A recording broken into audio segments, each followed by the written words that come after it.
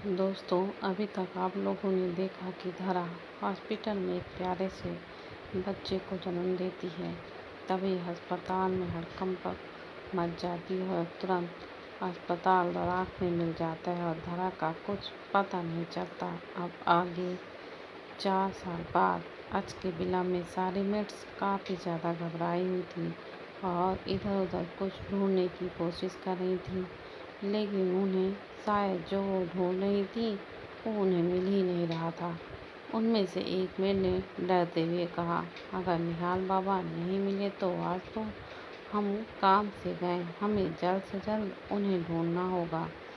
कि तभी दूसरी मेड ने कहा, सब तुम्हारी गलती है, तुमने ही उसे छुपने के लिए कहा था। अब पता नहीं निहाल बाबा कहाँ चला गया है। आज तो लगता है यहाँ हमारा अंतिम दिन है। अच्छा बाबा आते ही होंगे, उनके आने से पहले हमें किसी भी तरह निहाल बाबा को ढूंढना होगा। यह कहकर वह सारी की सारी मेड्स इधर उधर फैल गईं। शाम का वक्त हो चुका था, लेकिन उनको अभी तक निहाल का कुछ पता नहीं चल रहा था। तभी अचानक से बिला के बाहर एक काले रंग की कार आकर रुकी।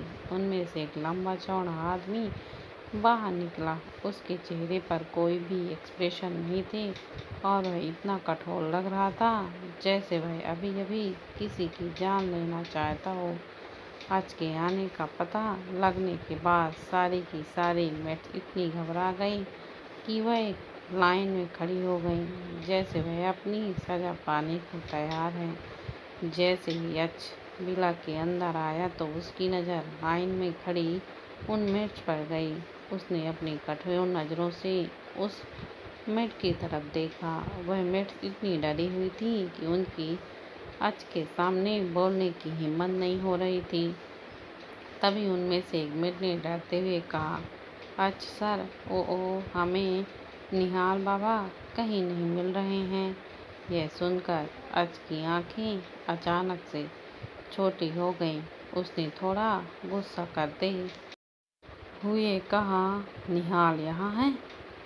वह कब यहाँ आया और तुम्हारा निहाल का ना मिलने से क्या मतलब है? अच की सख्त आवाज़ सुनकर वो मेट्स एकदम से घबरा गए। सर, वो निहाल बाबा आज यहाँ आए थे। उन्हें आपके दादाजी यहाँ छोड़ कर गए हैं। उन्होंने कहा है कि आप कुछ दिनों तक निहाल बाबा की देखभाल करेंगे। एक मेट ने डरते हुए कहा, हम सब उसके साथ लुका छुपी खेल खेल रहे थे, लेकिन पता नहीं वह कहाँ छुप गए और हमें अब तक नहीं मिल रहे हैं। दूसरी मेड ने सर झुकाकर कांपते हुए कहा। उसकी आंखें एकदम से कठोर हो गईं और उसने अपनी एक नज़र पूरे बिला पर दौड़ाई। उसने उसे सिर्फ एक लाइन कही, निहाल तुम जहाँ भी हो बाहर निकलो। अच ने सिर्फ इतना ही कहा था कि तभी अचानक से एक 4 साल का छोटा बच्चा, जो बिल्कुल दिखने में अच के जैसा लगता था, किचन से चलकर बाहर की ओर आ गया। बाहर आया, वह सीधा आकर अच के सामने खड़ा हो गया। अच को देखते वक्त निहाल की आंखों में बहुत ज़्यादा खौफ नजर आ रहा था। अच उसको गुस्से से देख रहा था। उसको वैसे गुस्से से देखने पर निहाल ने अपनी नज़रें नीचे कर ली, जैसे वो अपना दंड पाने के लिए तैयार हो। इस समय निहाल इतना प्यारा और मासूम लग रहा था जैसे वह कोई गुलाब की पंखुड़ी हो। उसको देखकर उन मेंढ्स का दिल अचानक से पिघल गया। अपने बच्चे के लिए भी बिल्कुल भी दयालु नहीं था। पता नहीं क्यों, पर वह इस बिला में अकेला ही रहता था। जबकि उसका एक बेटा था, वह अपने बेटे को हमेशा ही खुद से दूर रखता था। उसका बेटा ज़्यादातर अपनी दादी या नानी के घर पर रहता था। यहाँ पर वह कभी कभार अभिनव के साथ आ जाया करता था, लेकिन अच उसकी तरफ कोई ध्यान नहीं देता था। अच को देखकर ऐसा लगता था जैसे निहाल उसका अपना बेटा हो ही ना हो। मिट को निहाल के लिए काफ़ी बुरा लग रहा था। एक तो उसकी माँ उसको जन्म देते ही मर गई और ऊपर से उसका बाप उसके साथ इतना कठोर व्यवहार करता था। जैसे वह उसका सौतेला बाप हो। निहाल इस समय अच के सामने इस तरह से खड़ा था जैसे कोई जुर्म मुजरिम हो और अपनी सजा पाने के लिए तैयार हो। उसकी नजरें नीचे थी। निहाल कभी अपनी पलकें उठाकर ऊपर अच को देखता तो कभी जमीन को देखने लगता।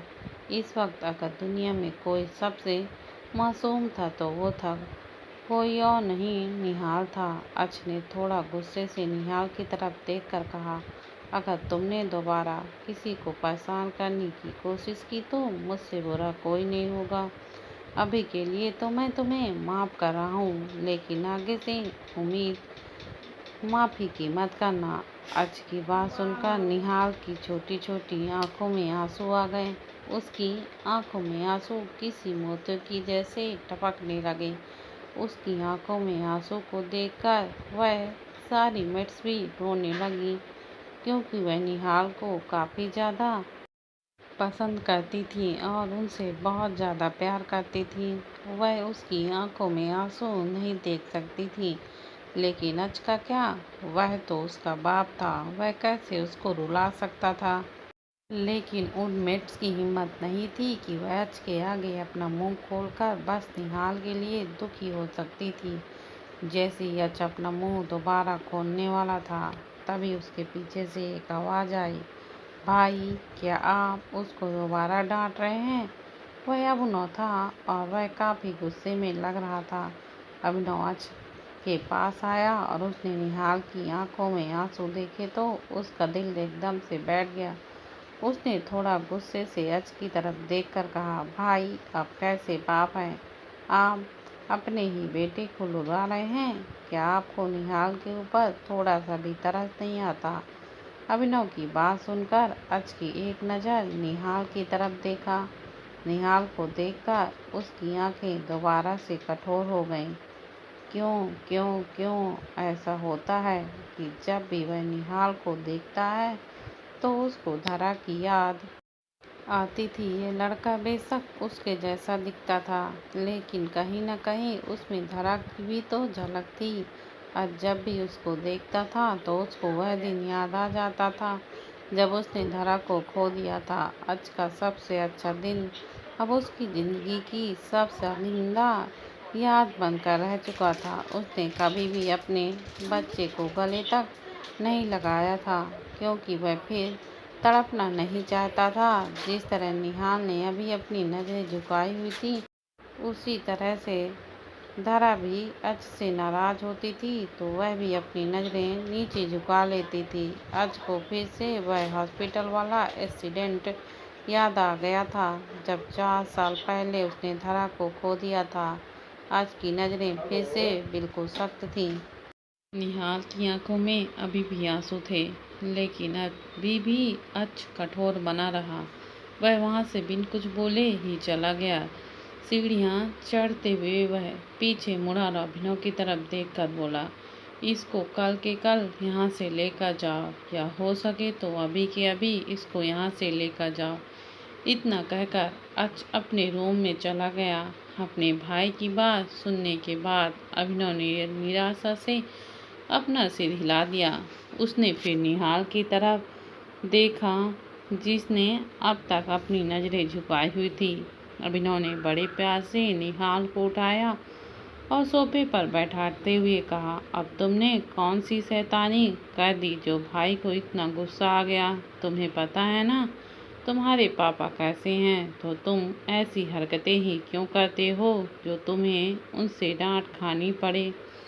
अभिनव की बात सुनने के बाद निहाल की आंखों में आंसू लिए कहा, चाचू क्या डैडी मुझसे प्यार नहीं करते और मुझसे बात क्यों नहीं करते।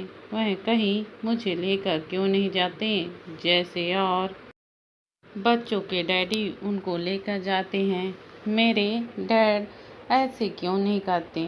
वह कभी मेरे लिए कुछ लेकर क्यों नहीं आते और ना ही मुझसे प्यार से बात करते। यह कहकर निहाल चुप हो गया और अभिनव की तरफ सवाली नज़रों से देखने लगा। निहाल की बात सुनने के बाद अभिनव के दिल में तेज दर्द हुआ। उसने मन ही मन कहा, भाभी काश आप यहाँ होती तो शायद आज भाई ऐसे नहीं होते। अगर आप होती तो शायद भाई आज कुछ और होते और आपकी अपनी एक हैप्पी फैमिली होती। उसके बाद अभिनव ने निहाल को अपनी गोद में बैठाते हुए कहा, ऐसा नहीं है कि वह तुमसे प्यार नहीं करते, वो तुमसे बहुत प्यार करते हैं। इतना प्यार जितना हम लोग भी तुमसे नहीं करते, लेकिन वह दिखाते नहीं हैं। अभिनव की बात सुनने के बाद निहाल ने अपनी मासूम आवाज़ में कहा, चाचू तो वह अपना प्यार कब दिखाएंगे मुझे? वह अपना प्यार मुझे इसलिए नहीं दिखाते ताकि तुम उसके लाड़ प्यार से बिगड़ ना जाओ। वह तुम्हारे लिए इतने कठोर इसलिए बने रहते हैं ताकि तुम आने वाले समय में हर कठिनाई का सामना कर सको। वह चाहते हैं कि तुम एक स्ट्रॉन्ग मैन बनो और अपनी लाइफ में आने वाली हर चुनौती का सामना करो। अभिनव की बात सुनने के बाद निहाल ने अपना सर खुजलाते हुए कहा, अच्छा तो ऐसी बात है। तो डैडी यह चाहते हैं कि मैं एक स्ट्रॉन्ग मैन बनूं। तो ठीक है, आज के बाद मैं एक स्ट्रॉन्ग मैन बनूंगा और उन्हें दिखा दूंगा कि उनका बेटा लाइफ की हर चुनौती का सामना कितने अच्छे से कर सकता है। उसकी बात पर अभिनव ने खुश होते हुए कहा, यह हुई ना बात। अब लग रहे हो ना कि तुम राजादा के बेटे निहाल राजादा। उसके बाद निहाल अभिनव की गोद में से उतर गया और अभिनव के सामने वाले सोफे पर जाकर बैठ गया। उसकी नज़र अचानक से सख्त हो गई और वो आंसू अभी तक उसकी आंखों में थे, वह एकदम से गायब हो गए। उसने अपनी एक टांग के ऊपर अपनी दूसरी टांग रख ली और अपने छोटे छोटे हाथों को सोफे के ऊपर रखते हुए कहा, चाचू क्या आप मेरे लिए वह वाला वीडियो गेम लेकर आए हो जो मैंने आपसे कहा था? अगर नहीं तो सोच लो कि आपका क्या होगा। आपके सारे रात सभी घर वालों के सामने होंगे, इसलिए आपके लिए अच्छा यही होगा कि आप मुझे वह वीडियो गेम अभी के अभी दे दें। निहाल इस तरह से अभिनव से अपनी बात कर रहा था जैसे वह उसका नौकर हो। अभिनव ने अपनी आंखें छोटी करते हुए निहाल की तरफ देखकर कहा, बेटा अच्छा तो आ गए अपने असली अवतार में। भाई के सामने तो तुम बड़े मासूम बन रहे थे। जब भाई तुम्हें सुना रहे थे तब कहाँ गया था तुम्हारा ये वाला आकड़ू अवतार? चाचू दादी ने कहा है कि डैडी जो भी बोले वह मेरी अच्छाई के लिए बोलेंगे और वह मेरे डैडी हैं। मुझे उनकी हर बात माननी और सुननी होगी, लेकिन आपकी बात मैं क्यों मानूं? निहाल की बात सुनने के बाद अभिनव ने चिढ़ते हुए कहा, अच्छा बच्चू, अभी तक तो बड़े चाचू चाचू कर रहे थे। अब जैसे ही तुम्हारा मतलब पूरा हुआ, अब आ गए अपने असली अवतार में। इससे पहले कि निहाल कुछ बोल पाता, उसको सीढ़ियों से नीचे आता हुआ दिखाई दिया। अच को देखकर निहाल के एक्सप्रेशन अचानक से बदल गए। उसने अपनी टांगों को सीधा किया और अपनी बाजू को आपस में मोड़ते हुए किसी मासूम बच्चे की तरह सोफे पर बैठ गया। निहाल के ऐसे ही बदलते हुए मिजाज को देखकर अभिनव थोड़ा शॉक्ड रह गया। फिर उसने निहाल की नज़रों का पीछा किया और उस तरफ देखा जिस तरफ निहाल देख रहा था। तब जाकर उसको एहसास हुआ कि यह सब अच की वजह से था।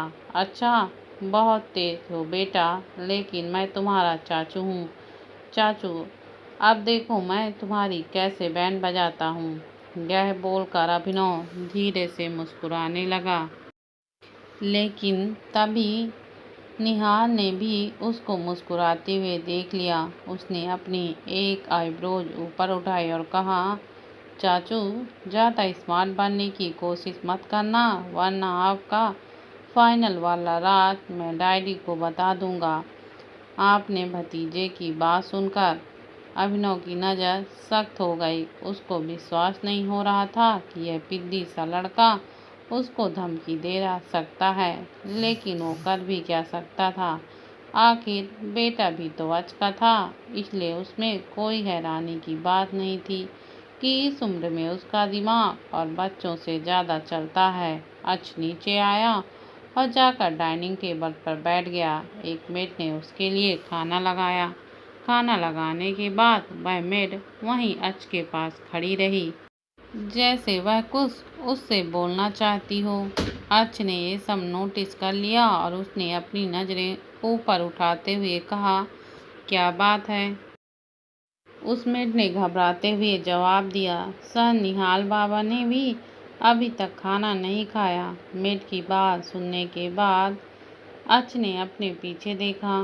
निहाल और अभिनव दोनों एक दूसरे के सामने बैठकर कुछ बातें कर रहे थे। अच ने गहरी सांस ली और कहा, जाओ उसको बुला कर ले आओ। जब वह मेड निहाल को बुलाने गई तो अभिनव ने अच की तरफ देखकर गुस्सा होने का नाटक करते हुए कहा, भाई मुझे भी भूख लगी है, मुझे भी खाना चाहिए। अच ने उसकी तरफ बिना देखे कहा, तो क्या मैं तुम्हें राशन वाला लगता हूँ? अगर तुम्हें खाना है तो यहाँ आकर खा लो। ये तो है नहीं कि मैं तुम्हें अपने हाथों से खिलाऊंगा तभी तुम खाओगे। अच की बात सुनने के बाद वहाँ खड़ी मेड को हंसी आ गई और अभिनव का मुंह बन गया। तो तीनों डाइनिंग टेबल पर बैठे हुए थे। अच अपना खाना खा रहा था और मेड निहाल के लिए खाना निकाल रही थी। अच ने देखा कि निहाल के प्लेट में जो खाना था वो काफ़ी स्पाइसी है। अच ने भौहें अचानक से तन गईं। उसने निहाल की तरफ देखकर कहा, तुम्हें इतना स्पाइसी खाना नहीं खाना चाहिए। अच की बात सुनकर निहाल ने अपनी छोटी छोटी आंखों से अच की तरफ देखा और मासूम भरी आवाज़ में कहा, लेकिन मुझे तो स्पाइसी खाना पसंद है। उसकी बात सुनने के बाद अच को पहले की एक बात याद आ गई। पहले वह इसी तरह धरा को स्पाइसी खाने के लिए मना करता था।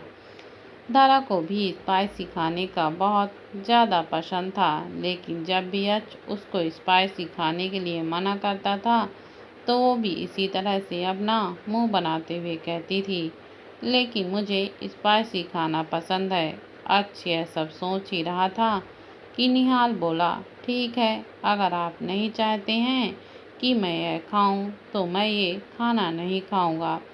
इतना कहकर उसने अपनी प्लेट साइड में रख दी और मेड की तरफ देखकर कहा, मुझे दूसरा खाना ला कर दीजिए। उस मेड ने तुरंत निहाल की बात मानकर उसको दूसरा खाना दिया जो नॉन स्पाइसी था और उसकी हेल्थ के लिए भी काफ़ी अच्छा था। अभिनव को निहाल का इतना आज्ञाकारी बनकर रहना काफ़ी ज़्यादा खल रहा था।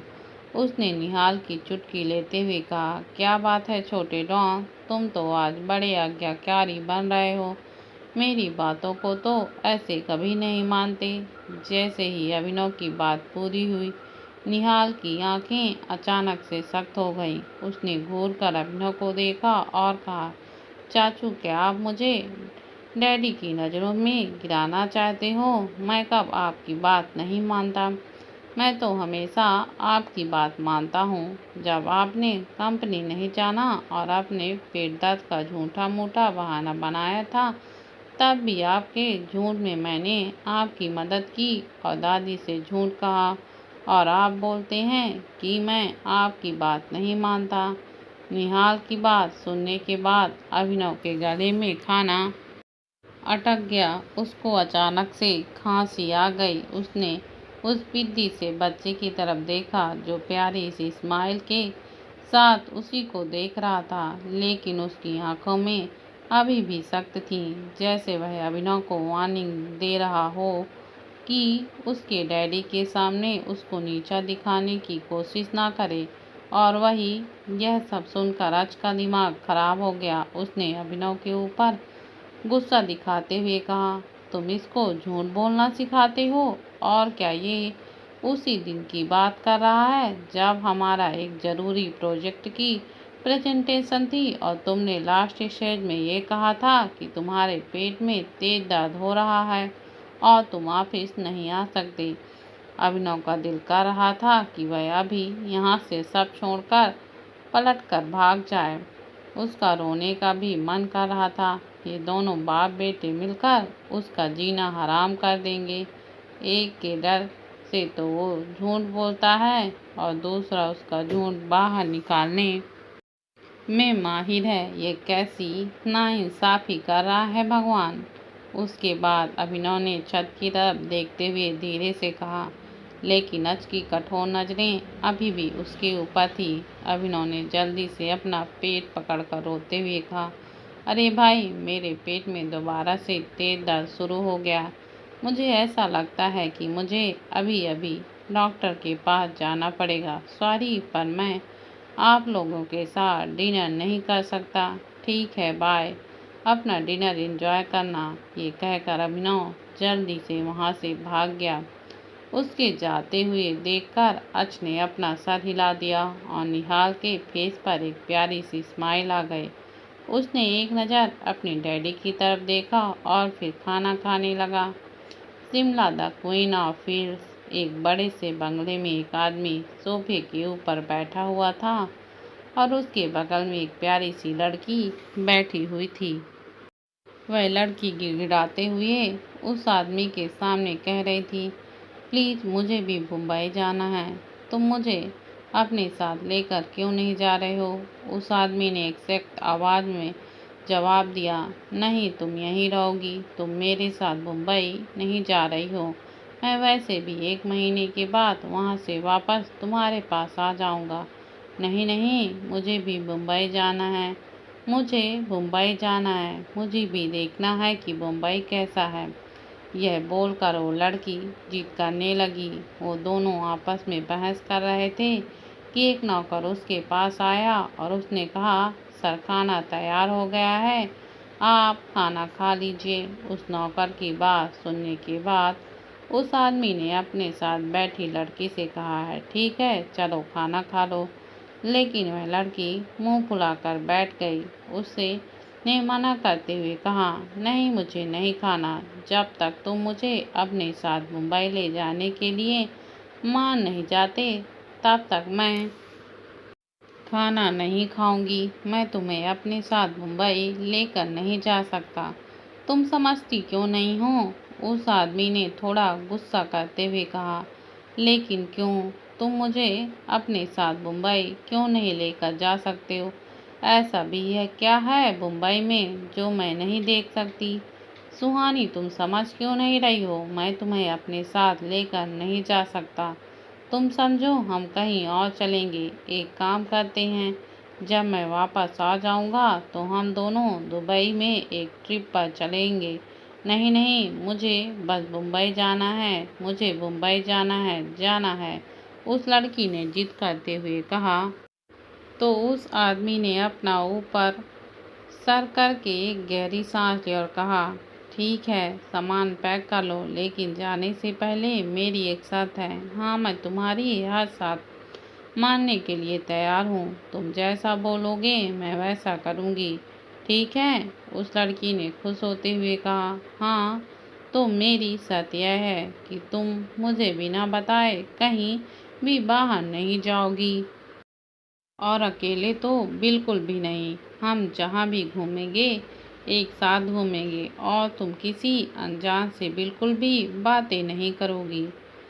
उस आदमी ने काफ़ी सीरियस होकर यह बातें कही, लेकिन उस लड़की को तो खुशी के मारे यह सब बातें सुनाई ही नहीं दे रही थी। वह तो बस मुंबई जाने की बात से ही काफ़ी ज़्यादा एक्साइटेड हो चुकी थी।